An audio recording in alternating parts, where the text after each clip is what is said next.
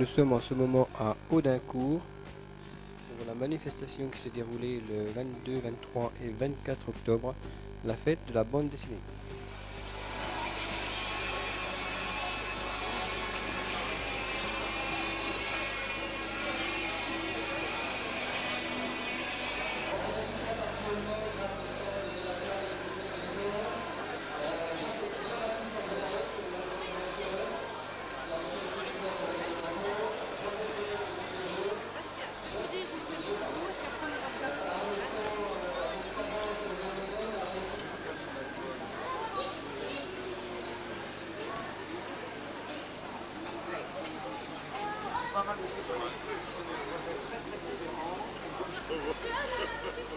Oh là là, on passe là.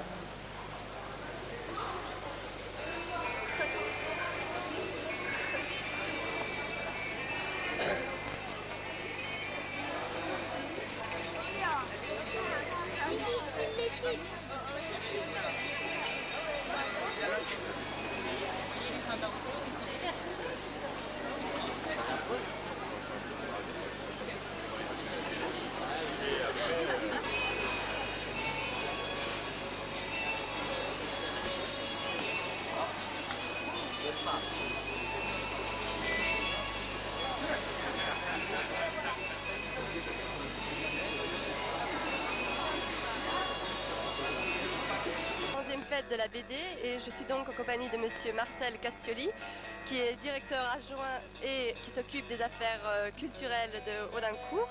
Alors monsieur Castioli, c'est la 11e fois que vous préparez la fête de la bande dessinée qui, je crois qu'on ne le dira jamais assez, a démarré un jour dans un couloir. Dans un couloir, ce sont les bibliothécaires d'Audincourt qui avaient décidé de faire une fête. Elles avaient organisé ça dans un couloir de ce qui était à l'époque la bibliothèque. Et ça avait rencontré un tel succès que le maire, que le conseil municipal ont décidé d'en faire l'événement culturel de Audincourt. Et ça se passe longtemps à l'avance, l'organisation, non? Ça demande beaucoup de temps. Si vous voulez, ce soir, on annoncera déjà le programme de la fête 1994. D'accord. Et donc ça se passe sur plusieurs salles. Ah ben ça se passe ici, où les gens ont l'occasion de rencontrer les auteurs, les dessinateurs, ont l'occasion de se faire des dédicaces, mais il y a bien plein de lieux. L'ancienne mairie avec une exposition de Pierre Christin, au rez-de-chaussée une exposition du prix découvert, à la Maison des Jeunes une exposition des jeunes auteurs, ça va de gens qui ont pour le plus vieux 62 ans, pour le plus jeune qui a 10 ans, à la bibliothèque où c'est une star de la bande dessinée qui expose, puisqu'il s'agit d'Haussmann, qui édite chez Dupuis, qui est mondialement connu en matière de bande dessinée. Et c'est donc toute la ville de Audincourt qui est concentrée? Non, c'est pas la ville d'Audincourt, c'est toute l'aire urbaine. À Belfort, il y a une exposition des principaux auteurs de Christin. À Montbéliard, il y a une exposition au 2e étage du château de princes et princesses dans le cadre du 200e anniversaire de rattachement. Partout, il y a des choses. C'est donc toute l'aire urbaine qui est en BD. D'accord. Et donc ça se passe aujourd'hui, samedi 23 et demain? Ça se passe pour l'essentiel depuis hier soir jusqu'à demain soir. Mais les expositions se poursuivent encore. André Julien, c'est route à la dédicace. La semaine prochaine. D'accord, je vous remercie. Table ronde également et dos au mur. Je trouve donc toujours à la 11e fête de la BD à Audincourt. Je suis donc avec monsieur Michel Crespin, qui est dessinateur et qui a fait le livre Troubadour. Alors vous pouvez peut-être m'en parler un peu déjà de votre œuvre? Troubadour, ça se passe au Moyen-Âge, aux alentours de l'an 1000. Et c'est l'histoire d'un enfant pour le moment qui va grandir et qui deviendra l'un des premiers troubadours. D'accord. Et ça fait longtemps que vous êtes sur le livre? Sur la bande dessinée? Sur la bande dessinée, ça fait quelques années, ça fait un petit peu plus de 10 ans. Sur cette histoire-là, ça fait 2 ans et voilà, je me plais bien dedans. Est-ce que vous avez une formation professionnelle de bande dessinée ou alors est-ce que c'est quelque chose d'inné? C'est pas inné, mais ça s'apprend.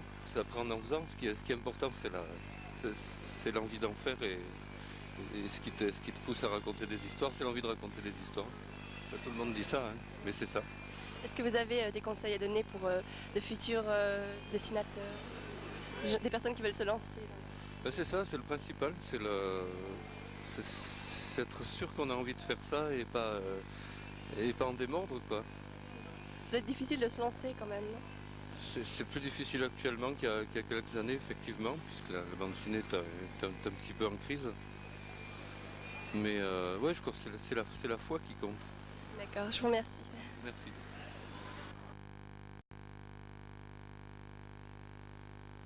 Ziegler, on va parler d'une BD qui a été créée dans un lycée, qui est le lycée Louis Garnier à Audincourt.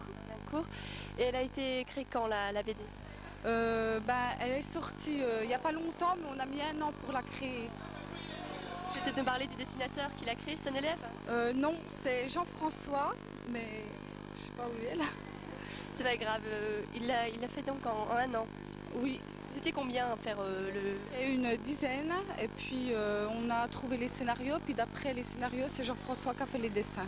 Peut-être me parler un peu des histoires alors qui se trouvent à l'intérieur? On s'est basé sur le thème prince et princesse. Et puis, on a trouvé des histoires en rapport le 200e de Montbéliard. Donc. Et puis, on s'est aidés tous pour trouver, à l'aide du décapsuleur, une histoire. Donc c'est une histoire régionale? Voilà. D'accord, je vous remercie.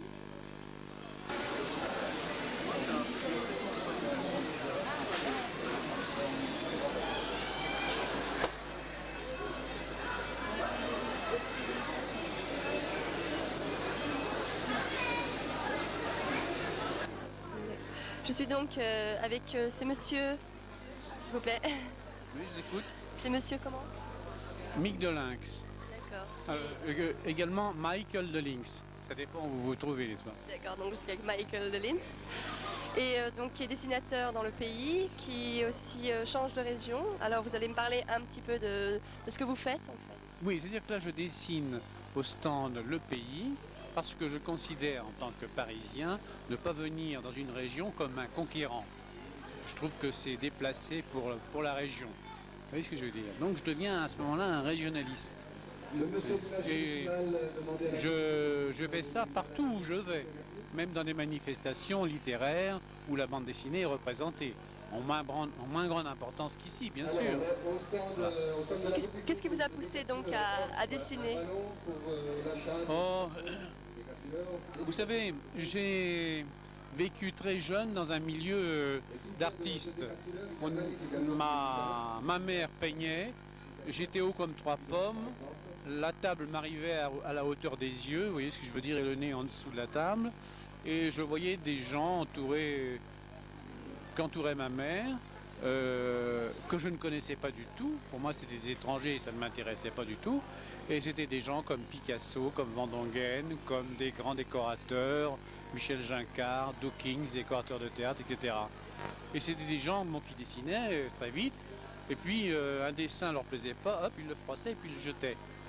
Mais vous voyez, comme je ne les connaissais pas, vous pensez bien que si maintenant j'avais pris conscience de ça, je me serais précipité vers la corbeille à papier.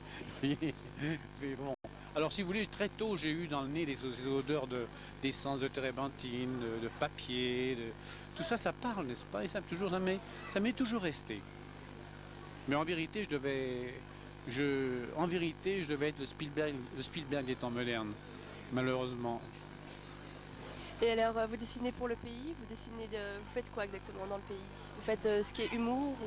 Ah ben, c'est-à-dire que là, je représente, le pays m'a gentiment invité sur son stand.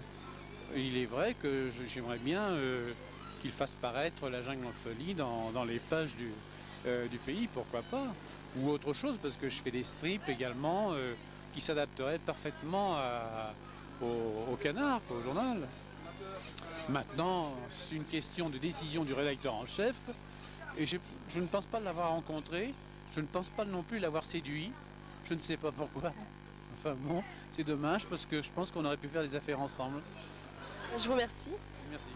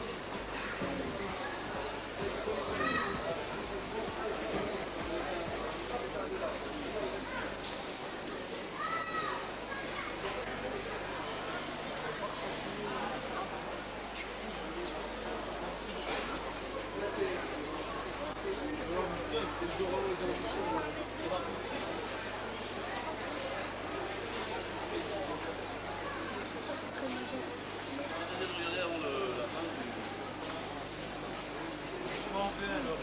Je te l'en ai dit.